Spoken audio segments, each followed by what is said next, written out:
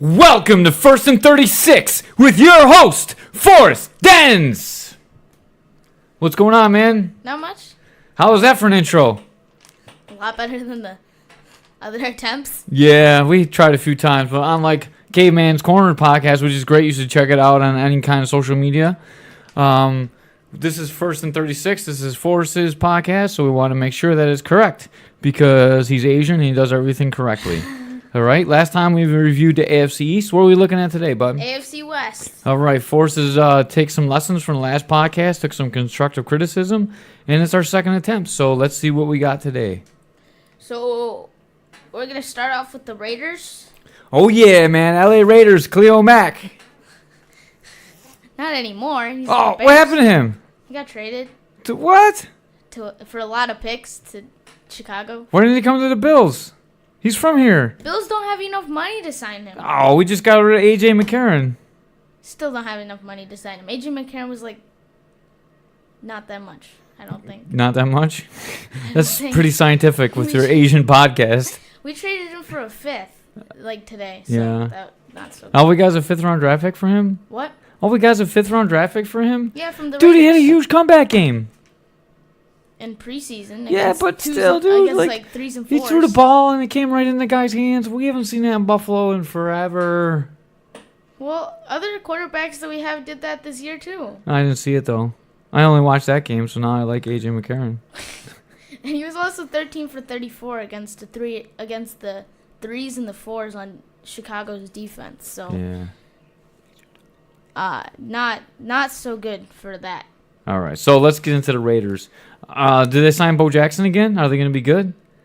No, but No. they might be good. Yeah. Howie Long? Oh. Those were the Raiders I love. Bo Jackson was my favorite player of all time. I was a Raiders fan for a long time, not because I liked the thuggish Raiders behavior, but, dude, Bo Jackson was my goddamn hero. I wish he would have been alive to see him play. Barry Sanders was probably the best running back I've ever seen play. Bo Jackson was my favorite. He was so explosive. He was my era's Jim Brown. No, I'm sorry. Go ahead. What's your review? I think now a better reference for that for me to understand would probably be Marshawn Lynch, because he's the angry runner of this generation. Yeah. Of Bo football. wasn't angry, dude. Bo would run right by you or right through you, dude. He was so fast. So you could do it both. He could evade and Oh, dude, run he you was the over. fastest guy in the NFL, dude. He would run, no one could touch him. It's so fast. They said they used to clock him at a 4.1. Dude, he was fat and he was big. He was like 220. He was a monster. 220 back then was big for running back. Most of them were like just about 200 pounds. He was big. No, not Christian Okoye big from the back in the day, but he was big. Okoye was big. Yeah, He was Okoye was a fullback size. monster. He's a Nigerian terror. He was one of my friends at school's favorite running back I always talked about. I was like, dude, Bo Jackson runs circles around him. All right, I'm sorry. Let's get into the review instead of this nostalgia. So I think I project that their overall offense is going to be third in their division, and their overall defense is going to be fourth in the division. My projected record for them is 8-8, and I think they also have the talent to go 8-8. The reason why they're so close, though, is because the whole AFC East is going against mostly teams that are struggling a little bit right now. So I think that these teams are just a little bit above that. The and we'll be able AFC to take East them or out. the...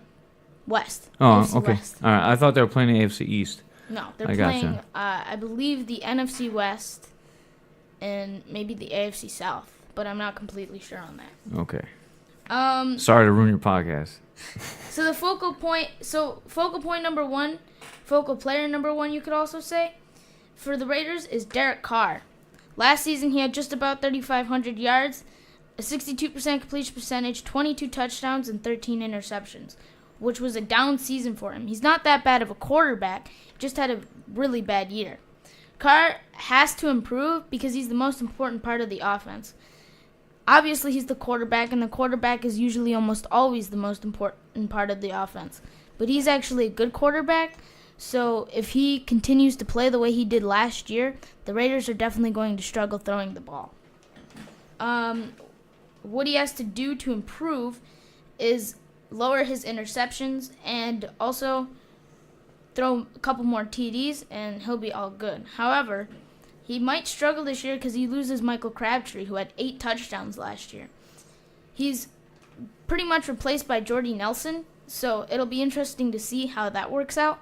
Because in my personally, I believe that Jordy Nelson was good because of a lot of his good plays came from Aaron Rodgers because they had such good chemistry and such good trust that Rodgers would throw him the ball a lot and in good spots because he knew where Jordy Nelson was good.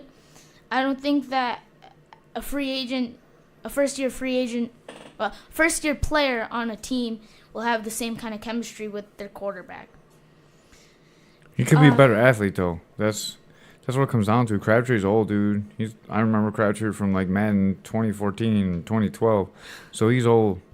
Like Nelson is old too. Yeah, we'll see what kind of athlete they are. That's what matters. Athletic ability. I think sometimes at receiver. They also have Amari Cooper though, who is a younger guy, and his only problem is he usually starts off slow with a couple of drops in the season, so that's a down. The rest of the receivers are decent, so I think Derek Carr will be able to make some pretty good plays, but not like a monster season. My projections for him are 325 of 500 for 25 touchdowns and 6 picks. Wow, 6 picks, man. That's not even NFL numbers. That's some Madden numbers there. He's going to have like 13, I think. At least double that.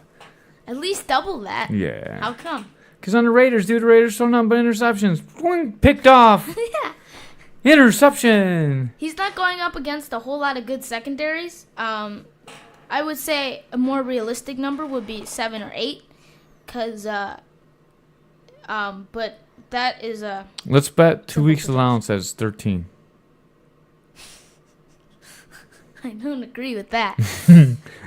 Because he might actually throw for 13 picks. You never know. Right. And also, I think he's a little too tough. Because some of these seasons he's been a little banged up and he's still been playing. So that might be another issue that he has to face and start coming out of games for the sake of the team instead of trying to play for him and be a little more selfless. Not that he's not selfless, but just when he's injured, he has to realize that if he's not 100%, the team's not 100% because he's the quarterback. The offense depends on him, so he needs to maybe come out of some of those games. All right, so here's a question for you, though. Do you think that if the quarterback comes off the field, it gives the players a reason to quit on themselves? No. Right? Because you're the leader of the team. You play through whatever injury you have. That's the code of being a man and playing football. Well, if you're not throwing the ball right, your wide receivers are probably going to give up anyways because they're not getting what they think is good numbers for themselves. That's why you're smart, and I'm sitting over here with broken teeth. All right, keep going. My next focal point is Bruce Irvin. One of the keys for him being a leader, which is the role that he needs to play, is that he was on the Seahawks during their Super Bowl years, so he's been there and he's been there and he's played in that game and he's even won that game. So he'll be able to mentor the younger players because he knows what it takes to get to the Super Bowl and he knows that it takes a lot more than some people might think. I think that Irvin's stats will go up, though, because of the loss of Khalil Mack. He's going to get some more plays, and he's going to have to replace some of what Khalil Mack didn't do. So I think that's how his stats are going to go up, and I believe that he is actually going to do really well. So my projected stats for him are 35 tackles, 8 sacks, 4 forced fumbles, and 12 stuffs, or tackles for a loss. So what a tackle for a loss is, if you don't know, is when you're tackled in the backfield, but it's different from a sack. Because you're tackling a ball carrier as opposed to the quarterback. Yeah. My third focal point for the Raiders is John Gruden. He's returning to Gruden! He's returning to the Oakland Raiders as a head coach. But he's been out he hasn't coached since the 2008 season, so he'll really have to come back. He was 95-81 in his regular season coaching career, and that's just over 500. So it's not great, but he's taken some of those Tampa Bay Buccaneer teams and some of those Oakland Raider teams to playoff runs. So there's a chance that they go to the playoffs with him because they have a talented team. How important do you think coaching is? I think that the head coach is probably the most important thing on the team, but coaching isn't necessarily as important. But the coach also kind of creates the culture in the locker room, and the coach handles other issues that are going on on the team and in the locker room.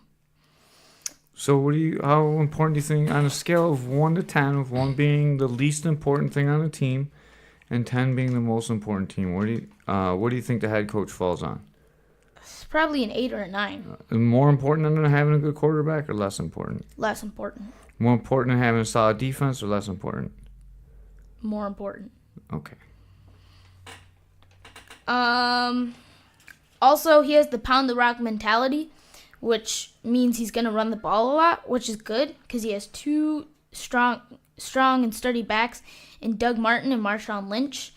And there are also some other backs there that might be able to help as well. Marshawn Lynch has also played in the Super Bowl, and he is a very angry and effective runner. So it's going to be cool to see him if he breaks off some good runs. Then behind him is Doug Martin. What if he gets busted for marijuana? Well, then it falls on Doug Martin, who's the starting running back for the Tampa Bay Buccaneers for a while, and he is not too shabby, and he'll be pretty decent if Marshawn Lynch, as you say, gets busted for some kind of drugs, or he gets injured, or just as a substitute for him. According to a lot of people, he's kept up with the game. He also created the Fired Coaches Association, or something like that, where everybody meets and discusses football. So, even if he has kept up with the game, he's still been out since the 2008 season. So he still has to prove himself a little bit.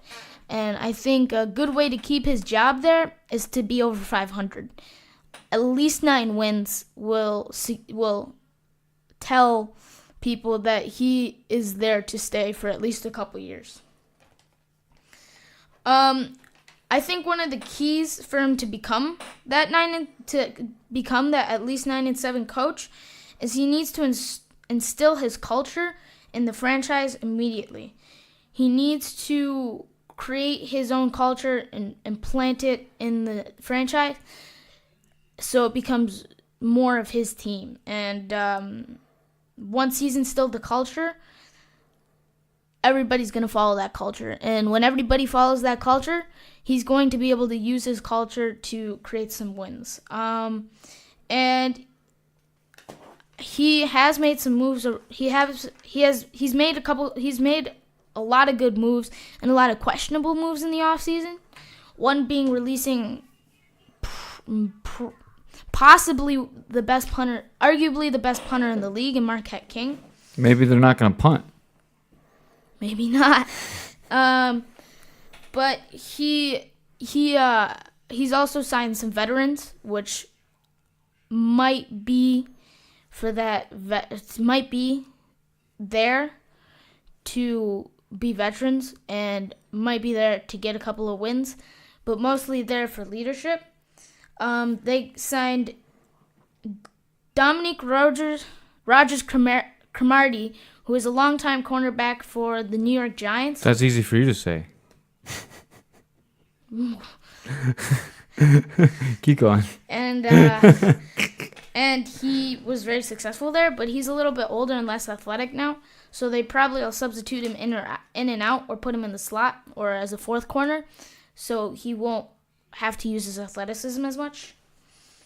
They also signed Tank Carradine, who is probably a rotational D end for them, and could get a sack or could make a play or two, and sometimes a play or two can make all the difference. Like previously mentioned, they also signed Doug Martin and Jordy Nelson, and they signed Tahir Whitehead, which is good for this linebacking core because that was a weakness. That was a weakness last year. So with the addition of Tahir Whitehead, an underrated linebacker coming from the Lions, that linebacking core might be a little bit stronger, which makes the entire defense a little bit stronger. Some losses was David Amerson, Michael Crabtree, Khalil Mack, Big one. And Martavis Bryant. David Amerson was a starting level cornerback who played for the Raiders. They probably won't miss him too much, but anytime you lose a starting cornerback, anytime you lose a starter at all, you need to. I'm distracting Forrest with my phone. You need to. You're gonna have to replace him, so that'll be interesting. That isn't good for the Raiders. Like I said, they lost Michael Crabtree. He was replaced by Jordy Nelson, but he scored 8 touchdowns last year, which makes him, which separates him from a normal starting wide receiver and puts him at a level where he had probably pretty good rhythm with his quarterback, and he was a strong player. So losing him isn't too good. Khalil Mack is a big loss. I mean, he made a lot of plays for this team, so they're going to miss him a lot. And then Martavis Bryant, fourth, fifth receiver, rotational guy, but, I mean, you're going to need another one of those guys. Next up is the Chargers, who I think are going to go 12-4 based on their schedule. But since they have a little bit of an easier schedule, I think that if they had a tougher schedule, they'd only be able to go to 11-5. I think overall they're going to have the number 2 offense and the number 2 defense. Focal point number 1 is Keenan Allen, who is the number 1 receiver there, and he's the best skill player on the team, which just tells you that he's going to be super important. However, he struggled with injuries in the past before that have kept him out for entire seasons. Last year, he completed the season unscathed, but he needs to stay healthy because he's very injury prone. So he needs to be a little more careful. He's an over 100 catch. He's an over 100 catches. A receiver that gets over 100 catches on a regular basis, and he plays at wideout for LA. What do you think his fingers look like? Probably pretty crooked, right? Pretty messed up. That's a lot of catches from the NFL arms. Jeez. Yeah. His fingers are probably look like Eric Herbert's. If you don't know who that is, they're pretty damn crooked. Can you imagine what Kelvin Benjamin's hands are gonna look like in a couple of years when Josh Allen is the starting quarterback? I don't know. It might get stuck in his helmet like in the comedy football movies. And throw the ball and get stuck in between the grill of the helmet and the top of the helmet.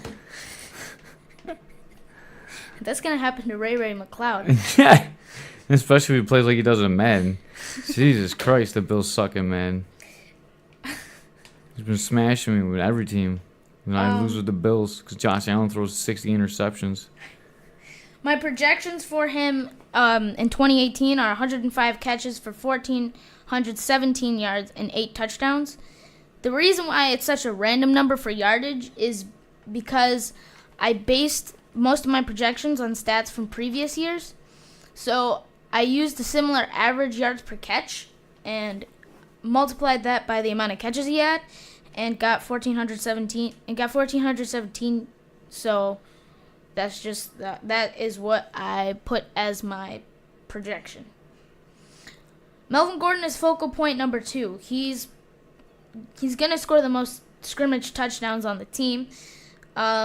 He's the running back, and a lot of people say he's really good in fantasy. So that like Keenan Allen, that tells you about just as much as you need to know that he's a good player. One of his problems, though, is that he has low rush average. he doesn't get a whole lot of yards every rush, so he needs to up that a little bit. 2017, I think he's going to have 1,000 rush. In 2017 he had 1,000 rush yards and about 50 catches, and he had 12 TDs total, rushing and receiving. My 2018 projections are 280 attempts for 1,040 yards, 8 touchdowns, 60 catches for 495 yards, and 5 touchdowns, which will put him at a total of 13 touchdowns. So that's a lot of touchdowns. Yeah, so he's obviously very important. However, if he does get injured, there's Austin Eckler behind him, who is a really good rusher. He averaged 5.5 yards per carry last year in the regular season. So if Melvin Gordon gets hurt, the rushing game might improve, but Austin Eckler won't score as many touchdowns as Melvin Gordon because he's not as much of a dual threat. My third focal point for this defense is Denzel Perryman. He's the middle linebacker, which means he's the quarterback of the defense. He only had 6 starts in 2017, but he had 37 tackles in those 6 starts, which is about 6 tackles a game. It's imperative that he stays healthy because he's going to be a tackle machine for the Chargers. He makes a lot of plays, so I factored that into my projected stats, and I got 96 tackles, 2 sacks, 3 pass deflections, an interception, no forced fumbles, and 7 stuffs or tackles for loss. Some additions are Derwin James, Mike Pouncey, Virgil Green, and Antonio Gates. Antonio Gates has the record at tight end for touchdown catches. They're bringing him back for 1 more year because their tight end that would normally start tore his ACL and is going to be out for the season. ACLs are dumb. Not good news for the team. However, Virgil Green and Antonio Gates together will definitely make up for that loss. Both of them veteran tight ends who are very capable in their own rights. Mike Pouncey is an offensive lineman who played for the Miami Dolphins, and he was a strong center who was good at protection. The Chargers have continually struggled with the offensive line in the past few years. Mike Pouncey might solidify that offensive line a little bit, and Phillip Rivers will get sacked a little bit less, which means he'll have a couple less interceptions. And their draft pick, Derwin James, is a great safety who will probably become a starter in the next few years. He's a playmaker, and he's going to be a star. Their big losses are Hunter Henry, lost to injury, like I said, with the ACL.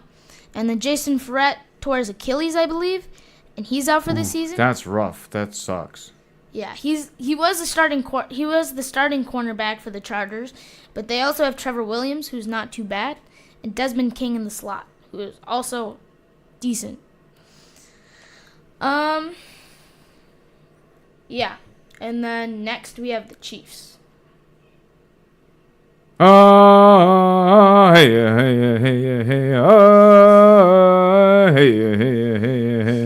my projected record for them is 12-4. Was you waiting for me to do that or what? I was waiting for you to do something. Oh, all right. I'm sorry. I think if they had a little bit of a tougher schedule, they'd be 10-6. I believe that overall they're going to have the number 1 offense and the number 3 defense. So there are 4 big playmakers on this team that are great weapons for Patrick Mahomes, the first-year starting quarterback. And their offense is going to be very potent. We'll start with Tyreek Hill, who's one of the 4 offensive playmakers. He's a burner, but he needs to get to wide out to get some longer routes and make some more plays instead of being in the slot and getting a lot of short routes and having to make a move to get past people. You think faster guys should be out on the slot instead, or out on the end instead of in the slot? Well, if you're a burner like that, I think that you should be in the slot and at wide out. Because if there's a long route available, that's just all the way. How big is he? It's just a shot. 5'10", 190 something. See, that's short to be on the end. Those are the guys that got chewed up in the middle when they get hit and dead. But those are the guys that break one tackle, dude, they're down the field, you know? Yeah. But he's the second fastest receiver probably in the NFL. Yeah. So if he's on the outside and he's one-on-one, he's gone. Like, he won't even have to take a hit. He'll be in the end zone if it's just all the way down. Problem comes when he has to do the more complicated routes like the double moves and all that stuff. So on those types of wideout plays, he'll probably be in the slot taking those short passes where if he breaks a tackle, he's gone. How's his footwork? It's got to be pretty good if they have him in the slot, right? It's got to be quick off the line. Like, yeah. Top and gone. Probably. Yeah. Because he burned everybody, and if you have a bad release, you have to be like the fastest man alive to get past the corner. Mm-hmm. If you don't win that battle at the line, I mean, you're toast. You're not going to get the target or the catch.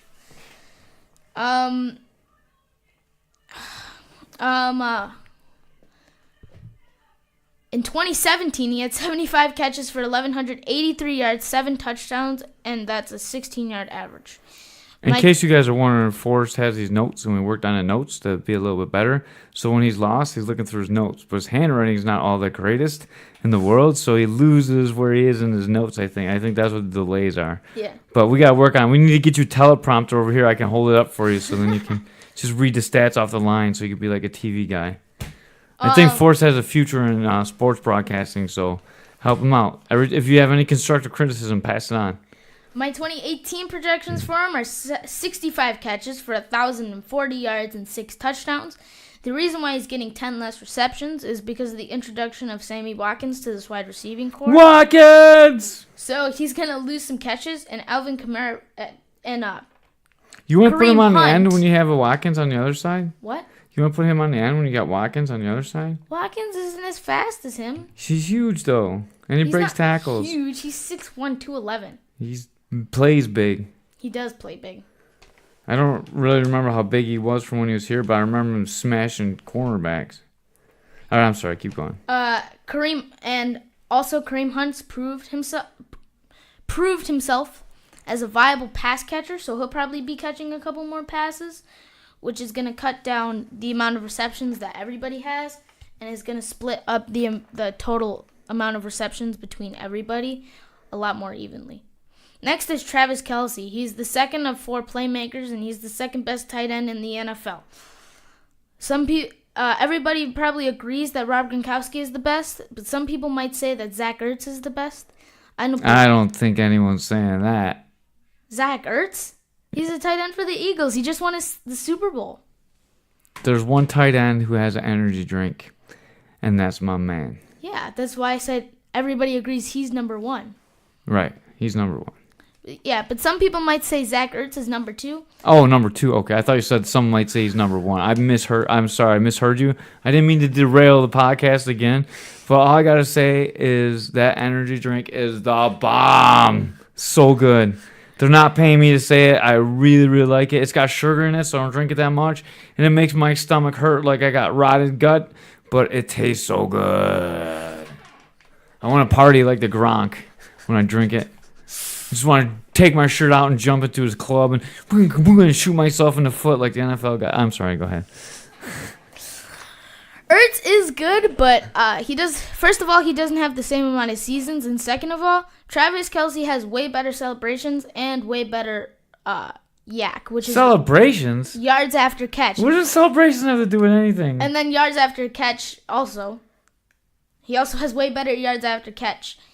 And he's probably the second best tight end for yards after the catch in the NFL. I think he has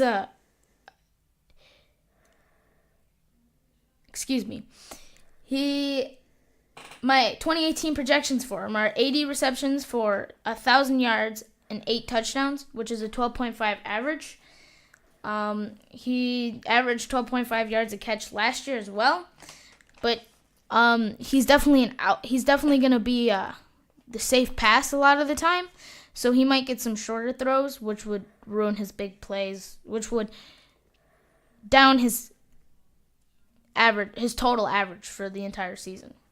Sammy Watkins is the third of 4 playmakers. He's a good mix of speed, strength, and skill, and he needs to be consistent on all his routes. His deep routes are really good, but we haven't seen him do a lot of short routes and a lot of medium routes. I think if everybody was confident in those routes from him, they would use him a lot more than they do. Because right now, last season, he was in LA, and they basically used him only for big plays.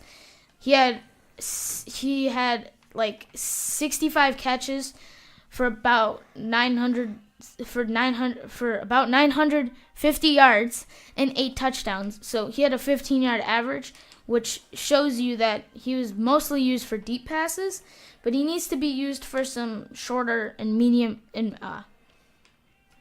routes so that he can be used a little bit more. However, I still think that he's not gonna surpass 70 catches, and that he'll have 65 catches for 877 yards and 8 touchdowns. His average gets a little lower on my projections because I think that he'll probably maybe take a couple shorter passes, or he just won't play as well. Lastly, but definitely not least, is Kareem Hunt. He's a dual threat out of the backfield. He can run and he can catch very well. And he's only in his second year. He's young. He avoids tacklers. He doesn't drop his shoulder all the time, so he might last for a while. Because some running backs only last for like 4 years. Or less. So the turnover in the NFL is very quick. Yeah. Take a lot of damage very quickly. And then also... Probably lose some teeth, too. And then also,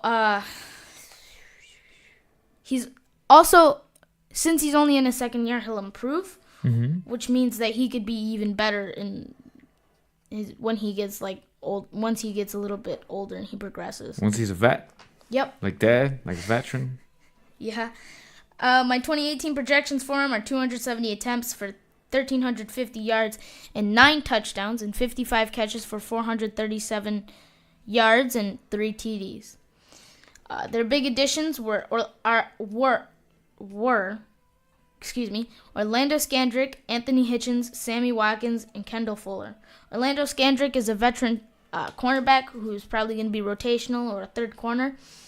He played a long time with the Cowboys, then went to the Redskins, and then in the offseason and moved again this offseason to Kansas City.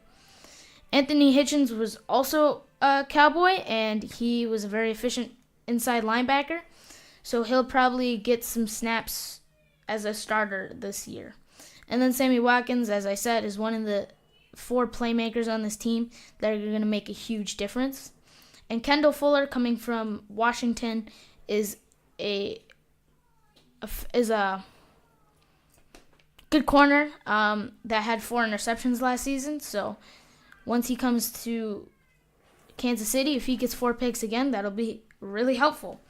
The losses are David Amerson, Tamba Ali, and Darrelle Revis. All of those guys are veterans, but David Amerson was a starting corner for them. Tamba Ali was a veteran linebacker for them who made a lot of plays while he was in Kansas City. And then Darrelle Revis was released, then was signed by the Jets for like a 1-day deal so he could retire as a Jet. Next, we move on to Denver. I don't have anything to say about the Broncos except they probably smoke that good weed because it's legal there. I don't know. Stupid Broncos. Based on their schedule, I think they're gonna go 6-10. But 6-10. But John Elway's gonna lose his job. What do you mean? What?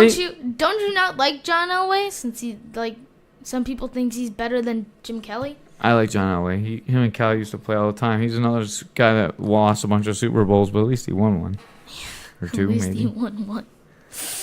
least they didn't lose 4 in a row. See. Anyways, I think if their division was a little weaker, they might go 7-9. But under the helm of Case Keenum, I think he might be a little overrated, and I don't think he can lead them to a Super Bowl caliber season. I think John Elway can pick a good quarterback. Yeah. Okay. I think overall in their I division, think John Elway's got better teeth than me because he doesn't keep getting them knocked out. I think overall they're gonna have the fourth Buck offense, tooth. the first defense in the division. He looks kind of like a horse. Case Keenum replaced Sam Bradford last year from Minneapolis and engineered a playoff appearance. He also made the Minneapolis Miracle, which was the play where Stephon Diggs went on an out route and Marcus Williams missed a tackle. He went all the way and he got the game-winning touchdown to beat the Saints, and the Minnesota Vikings went to the NFC Championship game. It's a huge improvement for Denver at quarterback, though, because last year their starting quarterback threw for less than 2,500 yards, which is pretty darn terrible. Sounds like a Bills quarterback. My 2018 projections for him are 344 of 513 for 3,784 yards, 25 touchdowns, and 6 interceptions, with 48 attempts for 192 yards, which is a 4.0 average. Why do you think there's gonna be so little interceptions in this division here? All these quarterbacks have like very low interception rate. I think almost all the quarterbacks are over 10. Not really. Not the ones that don't throw a lot of touchdowns. The guys that throw like 30 touchdowns throw like 10 picks because they throw a lot of touchdowns, but they also take a lot of risks. But this, he'll probably throw anywhere from 5 to 8 picks, which still isn't even more than a 5-to-1 ratio. It's not. So I'm going to say Forrest says 5 to 8 picks. I'm going to say 10 to 14. All right, so when you take this prediction into account, weigh both of them. We'll see if the young upstart is smarter or the old veteran. How many touchdowns do you think he'll throw then? I don't know. I project 25. I say 18. If they go, you're talking about having a losing record, so I'm saying 18 touchdowns, maybe 11 picks. Maybe 19 touchdowns, 11 picks. Okay. 20 at the most. My second focal point for the Denver Broncos is Von Miller. He's one of the best pass rushers in the league. Old. Not really. Old. Behind only Khalil Mack and Aaron Donald, I believe. I'm almost 100% sure he's moved to defensive end, but for some reason, the Broncos website is still listing him as a linebacker. I think that, and I also think that the addition of the rookie Nick Chubb will help him get better. Will help him get more sacks and more plays because the offensive line is going to be opened up a lot more, dealing with two defensive weapons. My 2018 projections for him are 30 tackles, 13 sacks, 3 forced fumbles, and 10 stuffs at defensive end, because I'm almost 100% sure that's where he's going to be. If he's a linebacker, I'd just say he probably gets 50 tackles, but keeps the rest of the stats the same. Bradley Chubb was the best rookie pass rusher, and the Denver Broncos got their hands on him with the 5th pick. He's in like the perfect situation for a rookie. He's paired up with one of the best rushers in the league and still on a pretty good defense that includes Chris Harris. So he's going to, including Chris Harris and Brandon Marshall and some other veterans, so he'll be in a good situation there. He's only a rookie, though, so the expectations for him are high, but most of the time rookies don't meet their expectations. Even the best of them only usually come close. So I think that He's going to have 55 tackles, 8 sacks, 2 forced fumbles, and 11 stuffs. Another issue he might have is I'm pretty sure he's moving from defensive end in college to linebacker in the NFL. So that's another thing to take into account that's another thing that I took into account when making my projections. I like now that I've been challenging your predictions that you're defending them now before I come at you again. Some major additions are Tremaine Brock, Case Keenum, Nick Chubb, Cortland Sutton, and Deshaun Hamilton. Tremaine Brock is probably going to be a rotational corner, which is a help to any team. Case Keenum is going to be the starting quarterback, and he's going to throw 25 touchdowns and apparently 10 to 14 interceptions. What did you originally have? 6. Cortland Sutton was the biggest wide receiver in the draft, and he's going to be good on 50-50 balls. 50-50 throws. 50-50 battles. Keep going. I'm sorry. My mind went in the gutter for a second. And then Deshaun Hamilton, I'm pretty sure he was a much later pick, but he's a fast guy who probably just doesn't have as steady hands as an NFL receiver, but will progress and eventually become a good wide receiver in the slot. The losses are Sua Cravens, who's going to be out for the season after his 3rd surgery in the offseason, and Trevor Siemian, who is the starting quarterback, although considering that they signed Case Keenum isn't a big loss. You just got to put it down, though, because they lost their starting QB. I also heard some interesting news about the Denver Broncos, before I end this, that one quarterback on their team was so bad that somebody created a GoFundMe page to buy out his contract. That's pretty funny. Who did that? I don't know who did that, but somebody did it. I'm surprised no one's done that in Buffalo before. That's pretty funny. That's a really cool idea. Well, Tyrod wasn't that bad. No, Tyrod's all right. Tyrod's better than what we have now. Even though he threw 14 touchdowns. Only 14 touchdowns. Yeah. How many interceptions? 5. I mean, that was... Because he's the best in the NFL at not throwing touchdowns, I think. Or interceptions. One year, I think he almost had the same touchdown-interception ratio as Brady. Yeah. Which just goes to show that he's one of the best at not throwing picks. He is, for sure. That is no doubt. But he gets sacked a lot because of that. And he runs around in the back a lot. Yeah. He's not sitting back looking for the winning play. He's just looking for a lane to run or a dump off. Yeah. That's why he doesn't throw picks and not a whole lot of touchdowns. That's right. So who's your favorite player in this division? In this division?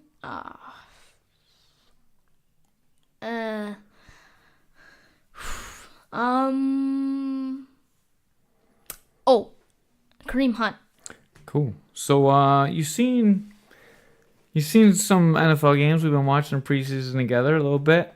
What do you think about the new hit rules? Some of them are bad. I saw a replay of a preseason game today that was on, and there was one that they called on the defender, but the receiver was lowering his head first, and the receiver was low on a 6'3" safety, and the safety was also lowering his head to prepare for the hit, but since the wide receiver was lower, he ended up going over him, and they called it on the defensive player. So I think they need to adjust the way it's called, but it's not a bad rule. It just needs adjusting. I saw a way a quarterback got tackled, and they called it roughing, and I'm like, oh my God. It was like they barely pulled him down. I know. But if you even touch the quarterback, after the ball is thrown, sometimes they'll call it roughing the passer because you're not supposed... They're trying to protect quarterbacks as much as they possibly can because if you don't have a quarterback, you pretty much don't have an offense. So no one's going to make the Super Bowl from here, huh? No. All right. Any playoff contenders, maybe? Yes. The Chargers and the Chiefs. Contenders? Contenders and possibly all the way to the championship game. Wow. I think. Who's that? Chiefs or the Chargers? Chiefs. Yeah. The Chiefs have a really explosive offense. All right. Anything else? My My divisional championship, my conference championship projection is Jacksonville and Houston if they don't go against each other before the championship, and if they do, whoever wins that versus the Chiefs. Gotcha. All right. Well, for 1st and 36, we are out of here.